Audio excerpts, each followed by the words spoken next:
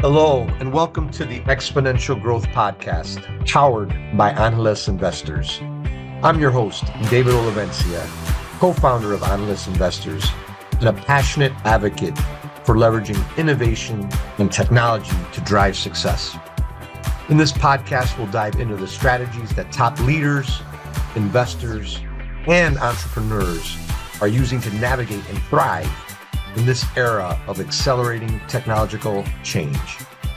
Whether you're looking to lead more effectively, make smarter investments, or understand how to harness disruptive technologies for exponential growth, this podcast is for you. Each episode will feature conversations with visionary thinkers, industry pioneers, and innovative leaders who are redefining what's possible in today's rapidly evolving world. So if you're ready to start and stay ahead of this curve, let's get started. This is Exponential Growth.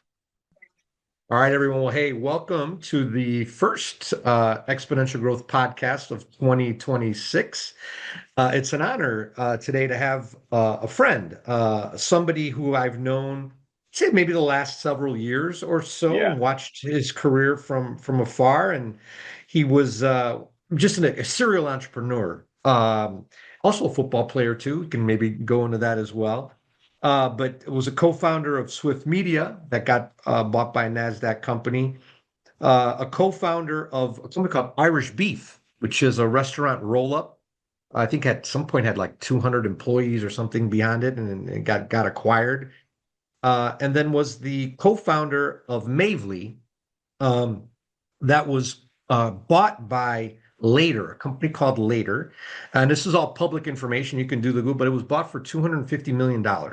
So that definitely with this leader that we're going to interview, serial entrepreneur, has seen a lot of change, a lot of technology, different industries, right? So can share that perspective. So it is it's a warm honor to welcome to the podcast, Evan Wray. Welcome, Evan. David, thanks so much. I'm really, really excited to be here. And I'm a big fan of what you guys are doing on the podcast and with your fund. It's really neat to see. So again, honored to be here. Excited to talk through some of these experiences. Excellent. Well, so the podcast is about exponential growth, and you've done it in multiple industries, multiple companies. But I always like to start out just so our listeners have the context. Tell us a little bit about you, and you can go early, you can go however you want to go, but just tell us a little, who's Evan Wray? Yeah, no, happy to. It's wild, right? The early stages kind of shape where you ultimately go. So I'm Evan Wray. I'm originally from Dayton, Ohio. So it's like southwestern part of Ohio. A lot of cornfields, also a lot of amazing people there. And so I grew up there.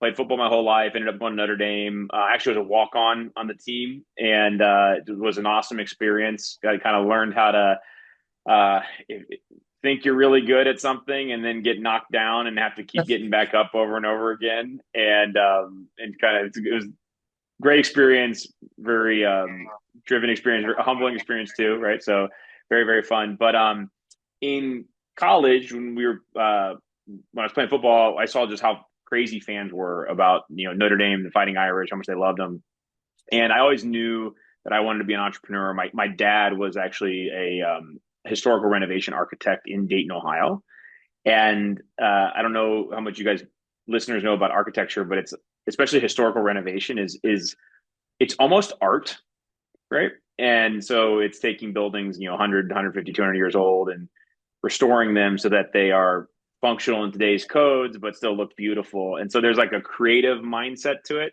And well, they keep their historical, view as well, right? I lived in Old San Juan for a long time. Right? So you had all and there's all the bureaucracy and everything there, right? That makes sure you got to do it the right way and all that. You have to do it right. And then there's also like preserving the history of it, right? And so that was my dad's lens, and I would say he was actually more creative than he was business oriented. And then my mom was very business oriented, but I kind of grew up just like puttering around my dad's little show a small office, like learning like what it was to do business. And so that was like super motivating for me. But yeah, so I always knew I wanted to start something. We started. I say we, me and another guy. Sean O'Brien has done he's my co-founder for everything I've done. He and I started this company eventually called Swift Media, and the idea was we wanted to do branded emojis, and we wanted to just let our friends send Notre Dame leprechauns to each other in text messages. It was like kind of the college dorm room idea, if you will. But we ended up like kind of pursuing that post college. We actually got really small friends and I guess friends investment, not friends and family, friends investment, and we're off to the races. And we ended up getting like the licensing agreements for Notre Dame, for Ohio State, for purposely didn't do Michigan. No, just kidding. Joking for the users there, the listeners there. We got Michigan. But we ended up getting like hundreds of schools, and we ended up getting Disney, and we ended up getting Fox and Universal and NFL and NBA and La Liga and all these big licenses, and packaged them into emojis, and then ultimately distributed them through a bunch of different messaging apps. And we were just kind of like didn't know what we were doing. We were just making it up as we went. As we were 22 at the time, and ultimately backed our way into building basically a mobile ad network. And at any given point, there were hundreds of millions of users that we were leveraging from our messaging app partners that were using our emojis across the globe, really. And that became like a pretty cool business. And ultimately, a public company at the time, NASDAQ listed, was called Monotype. They came in and acquired the business when we were 25, and we were like negotiating with that team, which was just a fun experience. So that was like the first entrepreneurial venture. Was an awesome outcome for everyone. But I knew then, I was like, okay, I want to be an entrepreneur, and that kind of took me on my other walks of entrepreneurial life. But that's like me in a nutshell, if you will, right now. Yeah, well, then you went from there. It looks like to Irish beef, a little, kind of a bit of a restaurant roll up, a little bit of was it like an Irish themed restaurant area, or what? What was that? Yeah, it's actually funny you said so. The next thing was Irish. That was really to I'd always been fascinated, and I actually had a mentor and a friend who was very big into the restaurant business and the franchising business. And I just thought it was fascinating. I thought it was in the theme of exponential growth. It was maybe less exponential than tech, but it was very scalable in terms of you can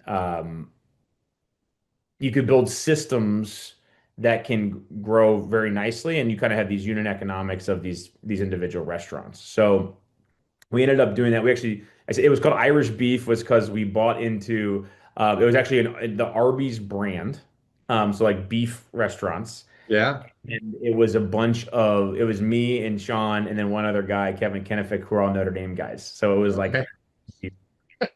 again, not super creative, but but we went down that path. We learned a ton. There ended up being about 300 employees at that organization. We learned a lot about the joke in restaurants actually is like you make your money on the right side of the decimal instead of the left. So it's all about cost controls. It's all about scalability. And then Yeah. what we saw with Swift and what we saw with Irish Beef was that culture was key. And if you enabled the team, if you set the right metrics in place, if you gave them a vision to shoot for, um, it was amazing what people would do. And I think people really wanted that unlock. And that's something that's kind of continued with me. And we can talk about a lot more. Yeah. Really continued with me into the next thing, which was ultimately Mavely. Yeah. So on this the exponential growth, we want to talk about what are trends that you're seeing, and to the listeners out there, you have a unique viewpoint on what are trends that are out there, right? Yeah. And what should our users, because we talk about trends, how do you invest and then leadership, but you have a unique viewpoint on what you're seeing are big trends that our listeners out there should be aware of. Maybe talk a little bit about just some of the trends you're seeing. Maybe you can do it in the context of Mavely and what you're seeing there. Yeah. Just your thoughts there. Yeah, no, happy to. So Mavely, for those listeners who don't know, is it's an influencer marketing platform. It was acquired by later, like David, like you mentioned, in January of I guess 2025. So now last year, it's been about a year. It was acquired by later, but backed by Summit Partners, which is about a $50 billion private equity fund. And now we're all one integrated platform, about 400 team members, growing really, really fast. And it's in the creator space. It's in the creator economy. And so as I look at like trends, maybe I'll talk about three big ones I see right now, David. So one is just like the creator trend generally. Second one is how data, um, I would say data and domain expertise are going to be critical for this next wave of AI and innovation.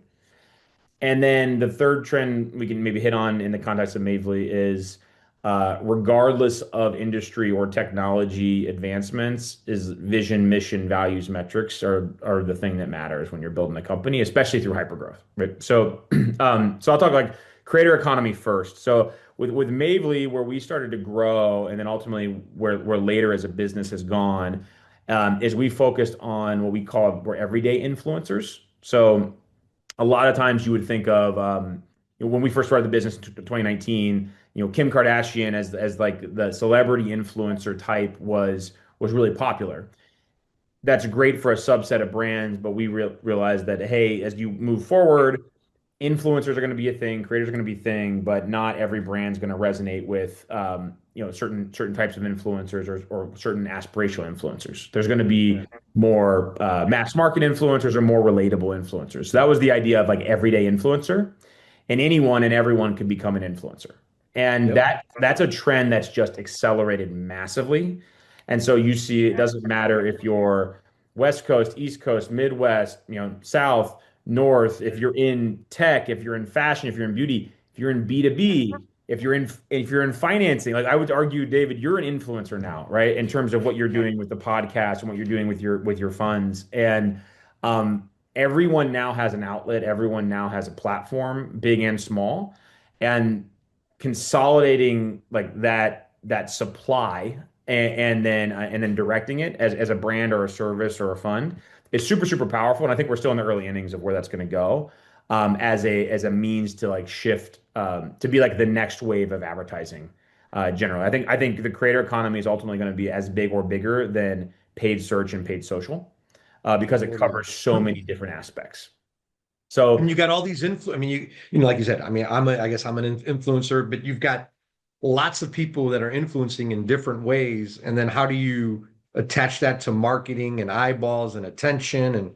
And there's so much opportunity there. So I totally agree. It's a huge, huge trend that our listeners should stay in front of. it's massive and it's also super entrepreneurial, right? So like there's a like anyone can now, especially with AI, right? And then this kind of rolls into the second trend of all these tools are enabling, Lovable. You can build a website or an app in no time, right? Like 5 minutes and you have a new experience.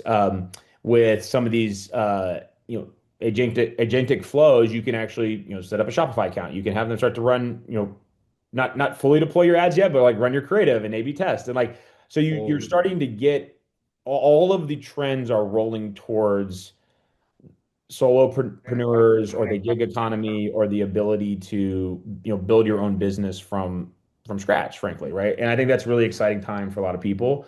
It's also like a really cool economic, I would say, equalizer for a lot of folks. So that's one big thing that's happening. As you play it forward and how we did it with Mavely and now with Later as the larger umbrella, um, the first party data, proprietary data, and then domain expertise, I think we're gonna start hearing. I think you're hearing a lot about data already. I think you're going to be hearing a lot more about how do you bring domain experts and like the humans in the loop or the exceptions to the rule, like those decisions. How do you map that into your analytics and your AI processes to actually have business outcomes? So that's where at later we've now done this with matching a brand's budget and a brand's goals and a brand's timeline to that of the number of creators that are maybe in that demographic or have promoted similar brands in the past or happen to be the right rate for whatever reason for that brand. So I think that's going to be a big story over 2026 and beyond is like how do uh, investors, companies, marketers use not only first party data and proprietary data, but how do you map it with human domain expertise to draw like insights and decisions? And then you Hmm. layer that on top of AI and it goes even faster, right? So to me, that's like the second like exponential trend that's happening here. And it's gonna cover like I think you're hearing this whole thing of like what is like the services based businesses are now becoming software businesses as AI can automate a lot of stuff. But Oh yeah. gonna only be as good as the first party data, and it's only gonna be good as the domain expertise that's built into the system, right? So, and then the last one I would say, in like this rule of three, if you will, is um, is definitely around the value and how critical it is, especially for like early entrepreneurs listening or entrepreneurs that are starting to go through hyperscale or hypergrowth stages, is the power of a very, very clear, big but clear vision, mission, the values behind that, and then the metrics that track towards that. And it's I think a lot of mistake that, and I made this mistake too early on, is when you're a small team, or really when you're sub 50, sub 100 folks, you can know everyone in the office. You can go talk to them. You don't really need to have the processes and systems, in place to keep everyone on the rails. But as you grow, inevitably more processes will come out, and inevitably more layers will come out, which is fine. And I would just say like don't feel like you have to over process things, especially in the hypergrowth stage, because things break.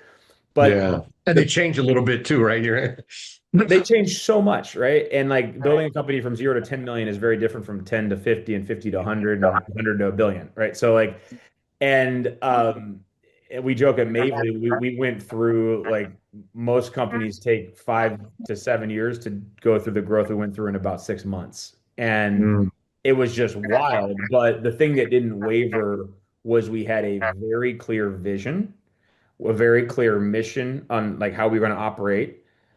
We had super clear values that we hired and fired on. yeah. And then, probably most importantly, we cascaded metrics very publicly to the whole company so that every day, every hour, every individual contributor, up to their manager, up to the leadership, knew exactly like I'm doing this, I'm turning this knob, I'm hitting this keyboard, which is making this metric move, which is making my division's metric move, which is making the company's metric move. And we were Like pretty very clear alignment, right? Very clear alignment. Everybody knows exactly what they're doing, and you have these reinforcing values. I don't know. I was just reading a book about something about the value. I mean, I've always known about values and their importance on yeah. it, but there was a reinforcing fact that said, you should always then communicate. Oh, I read shoe, Shoe shoe, dog, shoe dogs. great Love book. that book. Oh my Yeah. gosh. Yeah. And I think it was that book where they were talking about how there's some of the values and how they reinforce the values at every chance they get, or just they use them and they reinforce them. But that was a great book, by the way. Great book. I highly recommend. I'm literally looking at it on my bookshelf right here. But no, it's amazing, and I think that nails it, right? So like the point of a vision, right, is just to have when the CEO is not in the room, or when the leader's not in the room, or when the manager's not in the room, is like everyone knows where you're pointing, and no, and frankly, it's aspirational. It helps recruit people. It helps retain people. It helps people like do more than what they think they're capable of because we're doing this together and we're going to those big vision together, right? And so, but that's like happened in 5 to 10 years, and then Yeah. you've got your mission is like, okay, what am I doing every day? Like, what's our goal every day Mm. as a business? And then the values are what's the operating cadence, all right? So like, what kind of people do you want to work with? What kind of people do you want to hire? What kind of people do you want to retain? What are the non-negotiables of if someone crosses a line on the values is like they're not here anymore, right? Because it's our value system. Mm. And if you get those all lined up, and then you have the metrics, and then you hold people accountable on the metrics, and it's I've watched it at Swift. I say we being me and Sean, but it's really me. I didn't do a very good job of necessarily setting that up. and I wanted to control everything. Like I wanted to be, I was a young CEO. Like I wanted to like be in the weeds of everything, and I wanted to control everything. And I think we grew really nicely as a business. I think we could have grown a lot faster if I had been more metrics oriented and less like control oriented, if you will. Oh, yeah. Fast forward to Mavely, we just hired the best people in the world, gave them amazing vision, set very, very clear metrics, and then frankly, I got out of the way and let the world class folks do their thing. And that's that creates a special thing that does help because scaling is a mess regard like there's always a fire or 10. You're always constantly trying to prioritize where to put your energy. You never have enough people. You never have enough resources. Like you're just always on this there's always something wrong, right? But if Totally, everyone totally, totally. truly believes in that vision and then you're driving towards that and you're all rowing in the same direction and your metrics are making sure the rowing is actually going in the right direction. Right, right. um And you're calibrating. Hey, you're this metric calibrating, is off. yes. Hey, let's calibrate a little bit, right? You can. Yeah, and I think that's something that is a big unlock, and it gives people a lot of clarity, teams a lot of clarity when maybe you're in an environment where it is, pretty unpredictable, which is every scaled startup ever. So Yeah, well, kudos. It's an amazing career, a lot of success, and I know you're just kind of getting warmed up. So lot of great things, a lot of great things I hope ahead. so. I hope so. Yeah, exactly. So, okay, so now investing, right? So now we're in this time of a lot of different things going on. So how are you thinking? You've been in companies, you've had invest resources in companies. You're also on some boards that I saw a couple advisory boards Yeah, of yeah. some companies. Just how are you thinking about investing and investing the assets that you have, but then like just broader thoughts that you could say to our listeners who are diverse, everything from college kids to senior executives to retirees, all kinds of stuff. So just your thoughts on investing in times of exponential growth. Yeah, well, so I think a couple things. I think there's different types of investing, and I do think we are in a maybe like a societal goal of like you do hear the 22-year-old kid who went from zero to a billion right overnight or stuff like that, and you always hear about those one-off stories, but the vast majority of folks are not doing that, right? And no one ever publicizes us as like, oh, I started the thing and it completely flopped, Totally right, exactly. no one ever writes like does a press release about that. But the reality is, I do think in the time of like so much information and so many different technology waves, the one constant I would say is like you anyone you invest with, be it a money manager that does mutual funds and ETFs or a venture fund like yours, David, and anything in between, it all comes down to the people. You gotta trust who you're investing with. You gotta trust who you're partnering with. You gotta trust who you're founding your company with. Like it has to come down to the people because I've been in deals that have gone sideways, but they were with great people. And either you may or may not make money, you may or may not get the money out, but you sure as heck get value out of that. Either like worst case learnings, but best case like that person's a good person, they're doing something else, they have a connection. Like there's something there. And I've also been in deals where it's like I either didn't know or didn't wasn't quite sure about the person, but saw like a great opportunity.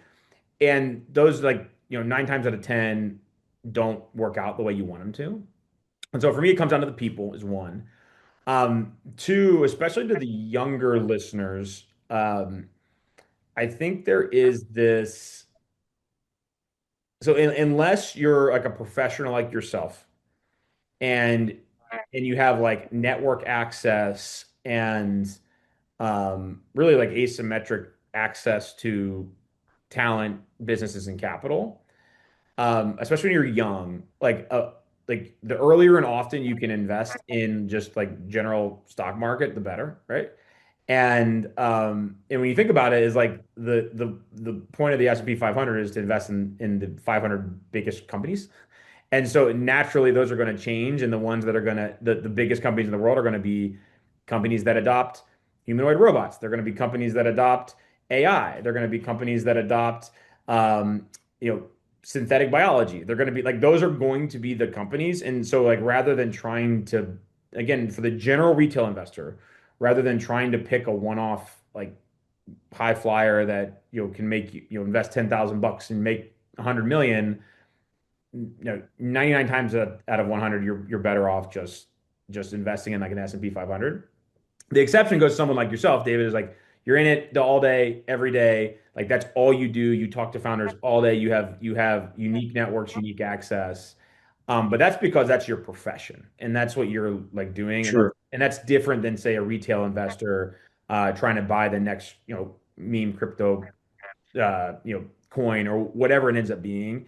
And so I just think like I think we're gonna wake up in 10 years and the especially the younger folks is like the ones that just said, "Hey, I'm gonna put it away, forget it, and have a percentage of my income go to the S&P 500." Are going to be way better off than the ones that tried to pick the next cryptocurrency or the next Bitcoin or the next whatever. And it's like not sexy, but Totally. it's like it's math like compounding is a very real thing. And it's funny, I remember when we sold Swift, um, I made more money than I ever thought I'd have at 25, and I kind of like did most of it in like an S&P 500-ish strategy. And then I had some of it where I'm like, oh, all my friends are starting companies and like I'm gonna do this and I'm gonna like invest in this thing and this thing. And like one or two turned out well, and like most of them are sort of just like either zeros or like whatevers. And Trending to zero. yeah, trending he's like been around for 10 years and nothing, I haven't heard from him in a while. It's like so I think like if I now there was great learnings, I made a ton of great friends. Like there's other like non-financial benefits of it. But like on a pure financial basis, if I had to do it all over again, I would like invest everything in the S&P 500 Yeah. or in folks like yourself. But like I think that's like as I think about it is like it's about the people, about being long-term oriented and don't try to overcomplicate stuff. Like I think my view is the more complicated a structure is or an opportunity is, the more likely like something's get like trying to be hidden, is the Yeah. way I think about it. Totally. And I think there is something to that, right? This, I mean, just the like you're talking S&P, not totally the. I think actually that's what Warren Buffett says. If just go to the S&P and you'll do it, you're For most you know, people, that's the best thing to do, right? and then by the way, you're not giving it to a fund, like a mutual fund manager and paying Yep. a fee and all that kind of stuff, which is, there's just all these like things about just financial literacy. There's just kind of like this base simplicity stuff, but this whole power of compounding, it's phenomenal. I think it's like it is the whatever eighth wonder of the world. And it works And both ways, right? And I think that's the other thing is something I'm personally like fairly passionate about is like early childhood like financial education, totally, right? Because a lot of folks come out of high school, regardless if they go to college or not, and like they don't necessarily have the either from the parents or from the school system, they don't have the financial like they don't understand compounding, right? So like totally, compounding works awesome when you're investing in stocks, equities. It works not awesome when you have credit card debt, right? And it's like totally. both compound. Totally. Oh no, it's well, I mean, credit card rates were, I don't know, 25, 29, whatever percent. I mean, I think they're potentially going to pass something. We'll see. They're going to where they might go down to 10%, but that's like a mega wealth destroyer that you'll never get. Yeah. And then you throw in some student loans on top of that stuff. So yeah, it's like offense and defense. So you definitely want, you want to be playing, as for those who are younger out there, you want to be playing offense, man, and Yeah. know that those things are, those credit cards are killers. Yeah, and the other, and especially again, I know there's different audiences here, but I also think like as when I was the CEO of Mavely, now the president of Later, like I also watched not again not young or old, but just like enterprising folks just raise their hand early and often to take on like hard challenges um to proactively solve issues or and say like, hey, like this is an issue. Here are three solutions I considered. I implemented this one and I'm just giving you a heads up. Right. And I think taking the like I can do it attitude or raising your hand and going for it and taking like a chance to do something that's maybe out of your comfort zone. As a CEO and now as a president and as a co-founder, is like I always looked at those folks in the organization as, wow, you're willing to, raise your hand, you're willing to tackle something hard. And I know it's hard, right? So like it may or may not be successful. Hopefully it is, but either way, you're going to learn a ton. I know that you're an enterprising individual, and so if you hit it on this one, awesome. But if not, I'm going to make sure that you're on the track for a promotion, or you're on track to lead a division, or you're on track to do whatever it is. And so I think that's the other way to invest. I'd say is like investing with your time and Yeah. and investing with raising your hand for the thing that maybe feels a little uncomfortable, or oh, I don't have the resume, or I'm not qualified to do it enough. Reality is everyone's making it up as they go. So Totally. so just go for it. Like try and see what happens. In worst case, you learn a lot. Totally. Totally. And it goes in the last part around leadership, right? So we're in these exponential times, a lot of things happening, a lot of change happening really quick. You talked, I think you set the you talked about vision, mission, and values, which I think are great for if you're leading a company, and a company. But actually, too, by the way, I write about it in my book. It's actually good for you as an individual. Like, what is your Yeah. vision? What is your Yeah. mission? What values do you have, right? And then what are the metrics that you're going to measure yourself, on them? And that's actually the foundation for being a networking excellence, which I write in my book. But in addition to the vision, mission, values, the metrics, right, which I think stand the test of time, you can give regardless of what the heck's going on. And then what you talked about in terms of, hey, leaders, I think leaders raise their hand up, young, old, Yep. CEOs. There's always a tough problem, right? Anything else you want to share to the listeners out there, just when you think about leadership in these times of exponential growth, what are the key takeaways or things that our listeners should get from you? Yeah. It's a great question. And I think the thing that I would say, especially for leaders, is you have to be in these times of like AI, okay, generally, cool. What does that mean? It's the same. It's like the same thing as saying like the internet. Well, okay, there's a lot of nuances to it. You have to be curious, and you have to legitimately want to like dive deeper into these industries. And I think like one of the things we've seen at and more so at later, kind of post acquisition is we use AI across our entire business. We're an AI forward, like we migrated the whole stack to an AI native stack when it wasn't. Like we did a bunch of things, but they were very concerted efforts that came down directly from the executive team and were held to account for the whole entire organization. And we knew it probably wasn't going to pay dividends day one, and it was going to be like a bit of a longer term play. We think we're going to wake up in a few years, and if you're not an AI native infrastructure in the influencer space, you're just going to get smoked. Done. Like Yeah. you will be out of business, right? And I think that's always the challenge for leaders generally in any industry, but especially fast moving spaces, is you don't want to bet the farm on a new technology, but Totally. It's hard. This is hard, right? Because But you you do got you got need to to sow a few seeds and have a few farmers in that corner of the field to like make sure you know and you have a plan and a strategy around it. And I don't know if no one's read The Innovator's Dilemma. It's like I highly recommend reading that book, and it talks about this a lot a about classic. and like yeah about why startups are successful in markets that feel subscale initially, but because of their exponential growth very quickly become markets that displace legacy businesses. And it's this challenge that like business owners, once you've done the curve up, or you're still on the curve up, is like how do you find that second, third, and fourth product market fit as you're growing. So I would say that just be curious. Don't bet the farm on it, but allocate certain resources and teams to it.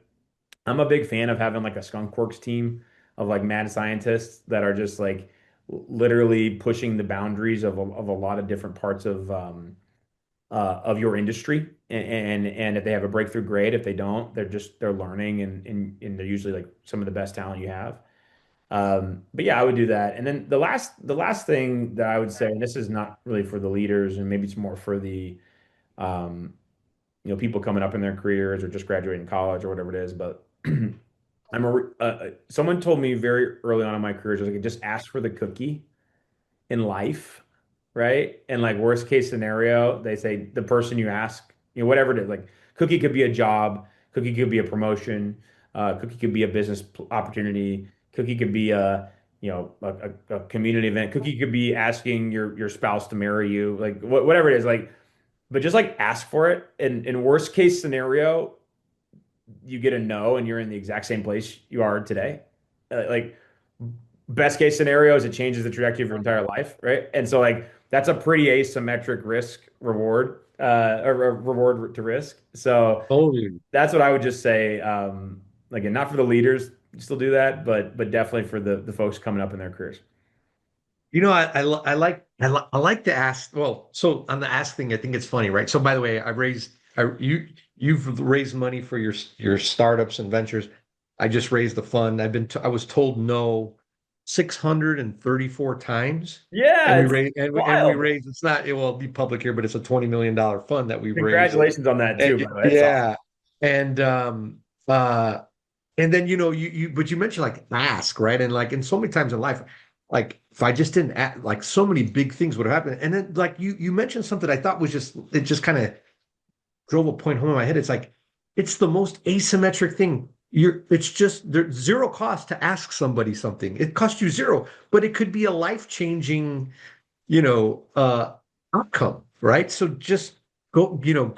Now it takes a lot of guts, right? Because Yeah. a lot of people are really afraid, petrified to be told no. But it's a really, it really made me. I mean, it's something I've always known, right? But Yeah. just when you said that, it really made me think about that point. Well, I think it's interesting, and I think especially in this world of I mean the space we're in, right? Social media and kind of like this constant feed and constant measurement against other businesses and other professionals and other people's lives on social media, right? Like there's I feel like there is and I think a risk that especially younger folks have is um, caring so much about what other people think about you. And I know this because I used to be smack dab down this route. Like I was like I really, really, really cared what people I had never met thought about me, and I was probably never going to meet, right? Like Yeah. and so when you take a step back, it's funny because you start to think about like in reality, like people don't. It doesn't matter how much success you have. Is like people don't really care a whole lot about you, and like outside of your friends and your family and everything like that. Um, so there's not really a downside to asking it, other than fear of being a little uncomfortable in the ask for 30 seconds. And Totally. if you can get through that and you can get good at that, it unlocks amazing things. Like I mean, like I asked my college roommate's dad uh, to invest in Swift when it was a complete like I think we saw the power. It was a PowerPoint. It wasn't There's no Google Slides, right? It was like it was just a joke of a PowerPoint, and he took a flyer on us, and he did insanely well for him personally. But I think he kind of thought it was almost like a charity gift initially, and but if I didn't do that, then would have never started Swift, which would have never changed my life and my family's lives on the first outcome, which would have never gotten me the investor base and the expertise to then start Irish Beef and then ultimately Mavely, which really scaled, right? And so it's just like some of those things, like we same with Swift too. We asked Disney for a license to their digital emoji content when we were 22. We had no business being in the room. It was a cold LinkedIn message, right? Like we had no business being in the room Wow. with Disney. Wow. We had like four people on the team, and we ended up getting the license to Disney's mobile emojis, right? And it's like same thing with Mavely is like we asked Walmart to be our major anchor retail partner, and when we went You shouldn't into, be afraid to ask big. yeah, That's the other like thing. Like, go what, for it. why you don't go for it? If you're in, within, go for it, right? You just Yeah, don't know. It's totally asymmetric. Like the worst thing they have to say no. You make a good case for it. Too. Don't just like ask for dumb things, but because I think in all cases you had something reasonable to stand on, right? When you make the for ask, sure. right? For sure. Yeah, no, absolutely. And then I think the last thing is, especially like folks that are, either looking to make career moves or new college grads or new high school grads that are looking in the workforce is, um, whatever interview you're doing, like actually ask for the job. And like that's something that's not done. Like a lot of people will interview and just say, great, I can't wait to hear from you. I hope this interview went well. Um, as a CEO and now president of a lot of companies have scaled, anytime someone says, hey, I love this company, I love this role, and I would love to work for you. I really want this job. That's just like a massive exclamation point. And I don't, Totally. I think I've hired almost every single person that's ever done that. And I have never regretted it because they wanted it and they took a chance on it and they went for it. So that's another thing I would say, like, especially in like job hunting, like no one asks for the job they want. They just kind of like show up, do an interview, and wait for your to hopefully call back, right? Ask for it. Totally. And so, yeah, for those who are listening, oh, what a great piece of advice. No, and it's so true. I mean, it's almost like, yeah, even for the business too. Like, I mean, it's a lesson that goes, it's also a job, but even for the, hey, I'd love for you to be our customer. I'd love for you to be an investor in my Yeah. fund, kind of thing, right? Kind of thing. So, well, hey, Evan, I know you got a lot of things going on. You're very busy. I want to thank you for making a priority jumping on the podcast. How can our listeners out there stay connected with you on social, and what's the best way that they can follow you and whatever your next adventures are? Yeah, no. First of all, thanks for having me, David. Again, like I said, I'm a huge fan of what you guys have built here and are continuing to build. And congratulations again on the fund. That's awesome. That's really really exciting. So, I think the biggest way is just I would just say connect with me on LinkedIn, Evan Ray, and last name is Wray. That's the easiest way. Um, I think I try to take like one-off conversations with especially young folks that are coming up and like wanting to have advice for how to navigate things. So happy to do that. Don't be offended if I don't get back to you. I get a lot of those, but I'll try to get to a bunch of them. But I'd say LinkedIn's the easiest way, David, Okay. and go from there. But yeah, no, I love that you do this. I love the podcast. I love where you're investing. I think it really is the like we look across. I think like technology and where the world's going like truly is the great unlock for growth, but also for like wealth creation and wealth equality, that I think is becoming a problem right now. So I think like there's a lot of cool like ripples that what you're doing is creating, which is very cool.